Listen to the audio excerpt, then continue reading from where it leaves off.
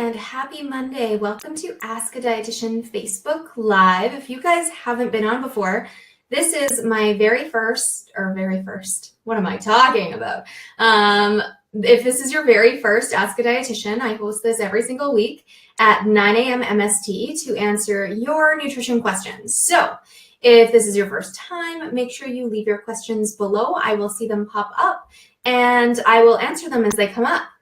And so today I was kind of struggling for a topic. I was kind of like, I don't know what I'm in the mood to talk about. I haven't heard any really great research studies come out in the last week that I've, paid attention to or really caught my eye, or I thought that you guys might be interested in. So this week I kind of wanted to get back to basics with IBS. If there is any other topic you want addressed, I'm more than happy to talk about it. We specialize in gut health here at Ignite. However, if you have a question about any other topic, nutrition-wise, again, I'll try to answer it. If I can't, I will refer you in the direction of somebody who can. For example, I know a little bit about picky eating, a little bit about pediatric nutrition. However, I like to leave those to the gurus here in Calgary, Jennifer House and Sarah Remmer. They are the best in terms of pediatric nutrition. Other stuff, I'm definitely game to answer though.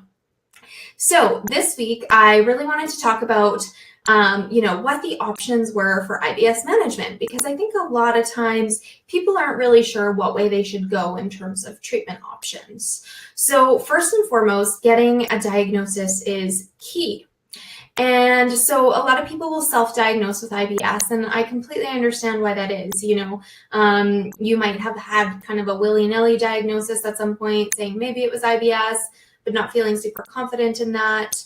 Or perhaps you didn't have a workup of your entire GI tract, so you kind of feel like, okay, well then it must be IBS. So first and foremost, make sure you get a proper diagnosis through your physician. Reason being is we want to really rule out anything else going on. So the big ones tend to be celiac disease, so getting the blood test to rule out celiac disease.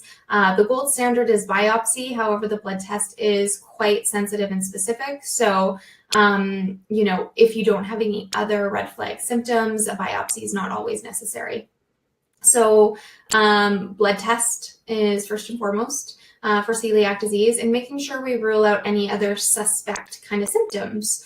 So making sure there's no symptoms of colorectal cancer or anything else going on. So that's unintentional weight loss, blood in your stool, any sort of unusual change to your stools beyond what we would expect for IBS. Making sure you go for colon cancer screening if you are of that certain age. I believe the guidelines are 50 plus now for men and women, but don't quote me on that. That would be a great question for your family doctor or gastroenterologist. So making sure you have those things ruled out. Making sure there's no red flags in terms of what's going on with your symptoms, and then being properly diagnosed with IBS. So that's 3 or more days per month for, I think it's 3 or 6 consecutive months, I can't remember off the top of my head, of a change in stool consistency or stool frequency, that improves with defecation, as well as symptoms like bloating, gas, distension, etc. That again improves with defecation. So that's the diagnostic criteria off the top of my head of IBS. There's more on my blog about that on the blog post. There's one called What is IBS? And there's another one called Is it IBS, I believe. So if you want to learn more about IBS, making sure you hop over to the Ignite Nutrition blog for information. Diagnosis is the first step in making sure we can properly treat it. And then, of course, people come to me and they're wondering, okay, should I be on medication? Should I just focus on nutrition? Or is there something else? And so research shows that a variety of different interventions can help to manage IBS. However, my personal philosophy and what I'm hoping to be able to research in the next year-ish is how a multidisciplinary intervention impacts IBS outcomes. So we know that the low FODMAP diet helps about 75% to 80% of people have symptom improvement. Medications can vary depending on what what they're doing and what your symptoms are in terms of success rates. And then, there's always that something else. So all the other stuff in the literature that looks at IBS management, whether that's mindfulness-based stress reduction or hypnotherapy or peppermint oil or herbals, there's all those sorts of things. So my philosophy for the best way to manage IBS is to really look at what I call the 4 pillars of gut health. So my first pillar is medical nutrition therapy. So that's usually the low FODMAP diet. However, we base our decision on implementing this based on what you need. So, there's some people that just aren't the best fit for the low FODMAP diet, and that's okay. We can look at making it work for you in a way that is going to actually fit within your life and is actually going to be doable. Because ultimately, if it's not doable, you're not going to get symptom relief. So we want to look at, what your lifestyle is like and how we can use medical nutrition therapy as a Band-Aid solution to help get some symptom management. So that's the first pillar. Second pillar is medication management. So I like to say most medications on the market for IBS are, again, Band-Aid solutions. They help to manage symptoms, but they don't always look at what the underlying cause is. So whether that's diarrhea, constipation, stool consistency, stool frequency, medications can help to manage that, as well as pain, perception of pain, what we call visceral hypersensitivity. So that's your nerves in your GI tract being super sensitive to regular digestive processes that they may perceive as pain, or they may perceive it in a heightened way. So medications can help to manage that. However, again, doesn't look at the underlying cause of the issue. My fourth pillar of gut health is mindfulness-based stress reduction. So this is one that I think that we don't talk often enough about or ignore or assume it doesn't play as big of a role. However, there is a large correlation between IBS and people who struggle with anxiety, stress, depression, and we know that mindfulness-based stress reduction helps to reduce catastrophizing, helps to reduce how we perceive pain in IBS, and actually can alter your gut microbiome in a positive way. The more stressed out you are, we know that there can be changes in your gut microbiome, which can then lend towards that cyclical, change in microbiome, worsening IBS symptoms, worsening perception of pain, meaning more stress, meaning more changes in the microbiome. So it's very cyclical. So breaking that cycle, sometimes involves working with a psychologist, a registered clinical hypnotherapist, working on mindfulness-based stress reduction on your own, and really trying to understand that the brain and the gut are highly connected. So they're a two-way highway. And so conversation is running towards your gut as well as away from your gut. And they're constantly talking all day. And I know in patients with IBS, that conversation is sometimes inappropriate. And so to break that inappropriate conversation, developing resiliency and improving your stress levels through mindfulness-based stress reduction can help to improve how you perceive your symptoms, how you feel about, food, medication, how you feel about your current level of stress. And it's actually super important. In fact, I'd venture to guess, despite, what you might find online about, food being the most important thing, and this might come as a surprise, as a dietitian, I'd say, food isn't always the most important thing. Sometimes this piece of the puzzle has to be in place. And the other pieces are, again, those Band-Aid solutions, that additional symptom management we're looking for. My last pillar of gut health my last pillar of IBS management is gut health. And so this really gets to understanding, where did this start for you?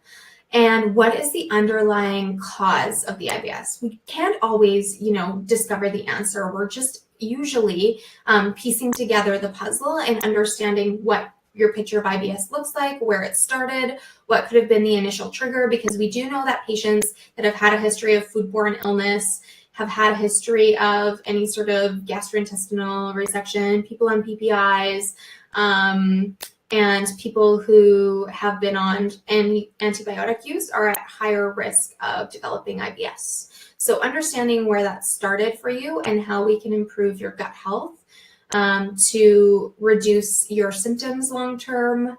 A lot of people ask me, is IBS curable? Well, not particularly. It tends to be a chronic condition. However, if it is caused by, for example, foodborne illness, can we move you into a phase where we're able to get good control and we don't have to focus so much on those pillars? So again, improving that gut health to get symptom management.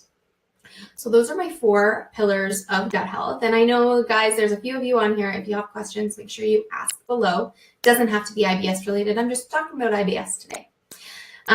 So what I'm hoping to do, cross your fingers, in the next year is start to look at multidisciplinary interventions on IBS outcomes.